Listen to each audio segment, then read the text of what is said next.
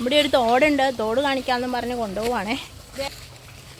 ഡോൾഫിനൊക്കെ ഉള്ള തോടാണോ?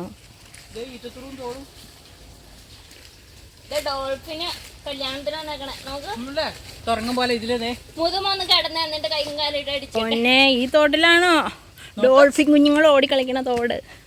10-30 തൊഴിലുറപ്പ് ഡോൾഫിനുകളില്ലേ, അവരോടി കളിക്കും. തൊഴിലുറപ്പുകാരെ ഞങ്ങളിങ്ങനെ തൂമ്പയായിട്ട്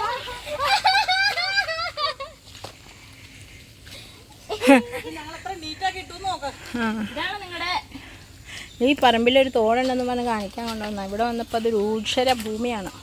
പക്ഷേ വെള്ളം ഞങ്ങളെ കണ്ടപ്പോൾ കൈക്കൂലി കൊടുക്കാത്തതുകൊണ്ട് മുങ്ങി.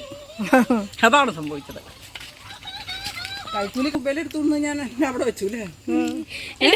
ഈ വെള്ളം എവിടെ ചെല്ലുമ്പോ എവിടെയോ വെച്ച് മറിഞ്ഞു പോകുന്നല്ലോ. ഇവിടെ വന്നിട്ട് നമ്മുടെ പറമ്പിലേക്ക് ഒഴിയുന്നില്ലേ? ഇതിനെയാണ് നമ്മൾ അവിടെ കണ്ടതല്ലേ. അപ്പൊ ഇത് എങ്ങോട്ടാ ഈ തോട് പോകുന്നത്? എവിടെ വരെ പോകും? നമ്മള് പാറ്റ കരിക്കട്ടില്ലേ, അതിന്റെ ഫ്രണ്ടിൽ കൂടെ ഒരു തോടുണ്ട്. ആ ചെവി വന്നതാ. എടേ പാൻഡേൽ അപ്പടിയും ചെളിയാക്കി കേട്ടോ. ഞാൻ ഈ തോടിന്റെ അറ്റം എവിടെയാന്ന് ഞാൻ കാണട്ടെ. തോട് ഇവിടെ തോടാന്ന് പറഞ്ഞു. പക്ഷേ ഇവിടെ എത്തുമ്പം ആ വെള്ളം ഇങ്ങോട്ട് ഇറങ്ങി പോവാ. കണ്ടോ, ഇവിടെ വെച്ചിട്ട് തോട് വേറെ ഏതോ വഴിക്ക് പോവാ. ഇങ്ങോട്ട് കാണുന്നില്ല. നമുക്ക് തിരിച്ചു പോകാം. നിങ്ങളിവിടെ നീന്തി കുളിക്കുമെന്നാണോ പറഞ്ഞത്? വെള്ളമുള്ളപ്പോ ഈ കാട്ടിൻ്റെ ഉള്ളിലോ? ജാതിക്ക് ഈ തോട്ടിൽ കൂടെ ഒഴുകി വരും.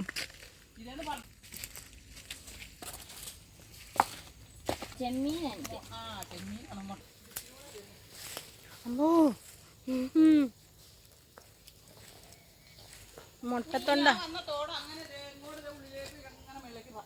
വെള്ളം വരുന്ന സ്ഥലം കാണാവോ? വലിയ വെള്ളമുള്ള സ്ഥലം കാണാൻ പറ്റുമെന്ന് പറഞ്ഞേ. ഇതെല്ലാം ചെന്ന് കയറുമ്പോൾ അറബിക്കടലിൽ ചെന്നാൽ വലിയ വെള്ളം കാണും.